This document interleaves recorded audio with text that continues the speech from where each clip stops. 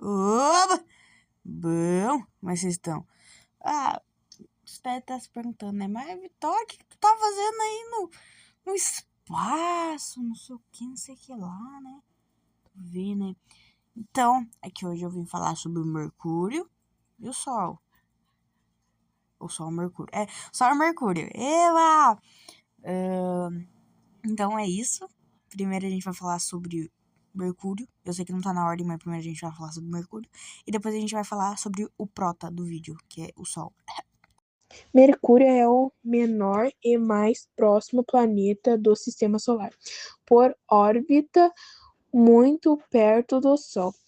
Extremamente veloz, completa um ano em 88 dias terrestres e possui temperatura extremamente variando de 170 à noite até 430 durante o dia. Ele não mais quente, embora seja o primeiro na frente do Sol, como Mercúrio não tem atmosfera para reter o calor, o lado escuro fica congelado. Mercúrio é um planeta metálico sem núcleo e ferro ocupa cerca de 60% de seu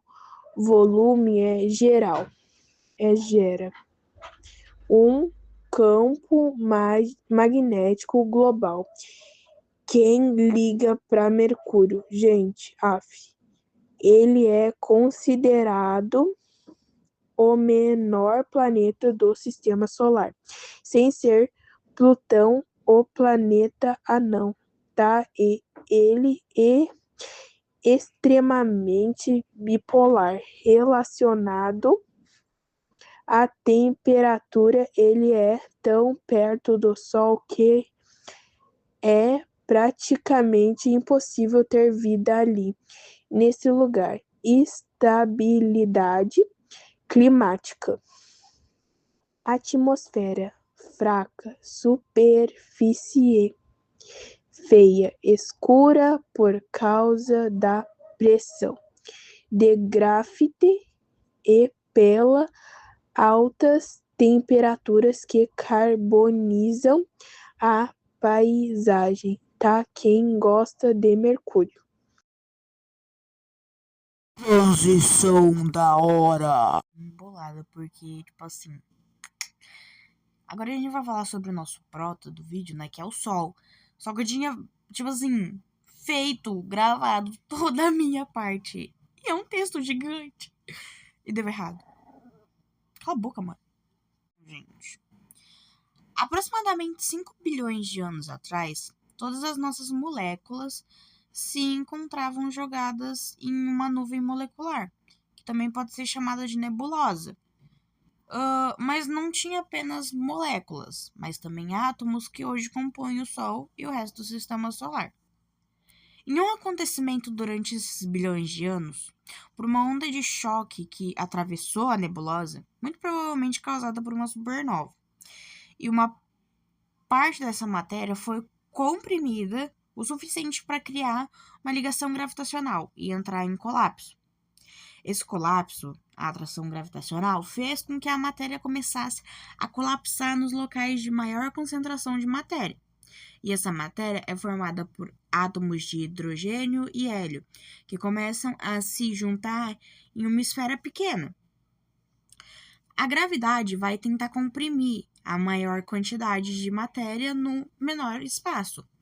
E quanto mais matéria em um espaço pequenininho, a pressão aumenta. E com o aumento também vem o aumento da pressão, que eu já tinha falado antes, perdão, me perdi. Aumento da pressão e da temperatura também. Então, a gente vai começar a ficar quente. Nunca mais. Disso nasce uma protoestrela. Perdão, gente. E os átomos que ficam no núcleo dessa estrela começam a se movimentar mais rapidamente e ganham cada vez mais energia. Os átomos de hélio e hidrogênio começam a ser ionizados. Mas o que é isso? Isso é um processo que os elétrons de carga negativa se separam do núcleo atômico, que contém carga positiva, e conforme mais matéria se acumula em um espaço menor, a pressão aumenta e a temperatura também.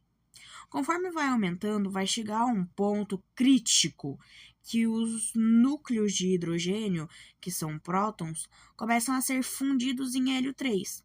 Hélio 3 é hélio com 2 prótons e apenas um nêutron de núcleo.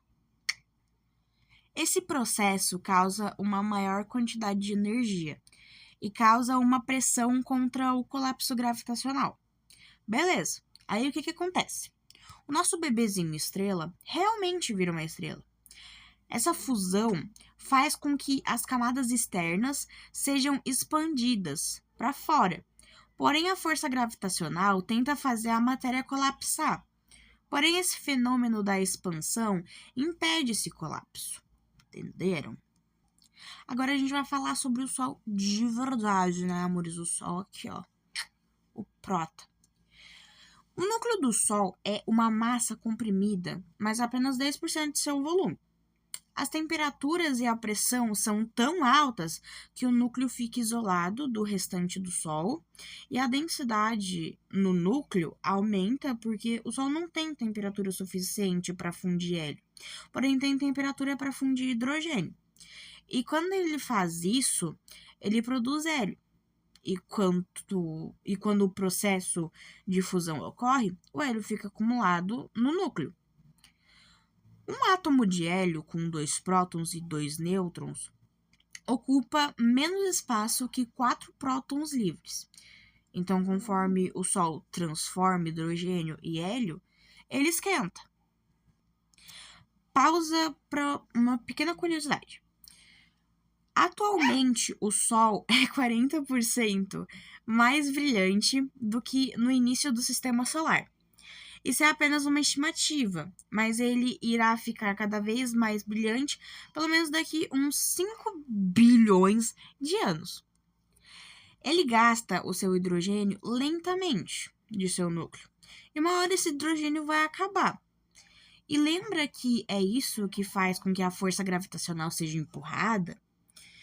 Com essa esgotação, a força da gravidade terá vantagem e a estrela vai entrar em um colapso mais uma vez.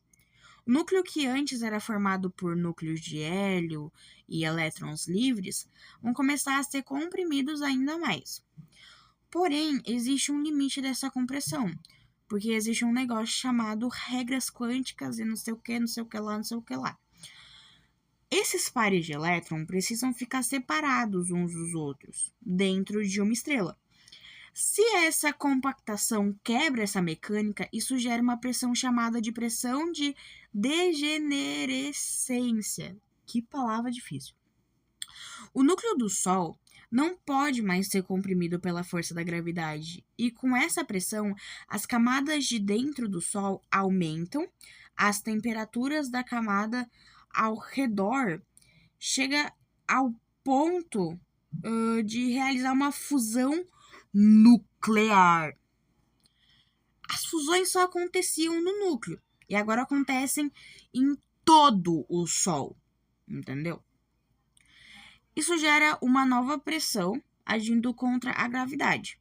Mesma coisa de antes, porém agora o Sol vai se expandir um pouco e vai dobrar o seu tamanho, e aí que a sua luz fica avermelhada. Em um desses eventos de fusão, tanta energia será liberada que vai expandir as camadas externas do Sol e até a órbita da Terra, e ele aumentará de tamanho ainda mais. Nesse momento, o Sol até papou alguns planetas, já só porque chamam ele de estrela anã. Mas, gente, se a gente for comparar com as outras estrelas que tem em outras galáxias e tal, ou talvez até na nossa galáxia, não sei dizer direito, a professora me corrija, Tem estrelas maiores que o Sol, entendeu? Mas o Sol não é pequenininho, gente. O Sol é grandão. Calma. Pelo menos 1/3 da sua massa vai ser ejetada para o espaço por conta da radiação que a fusão do hélio vai gerar.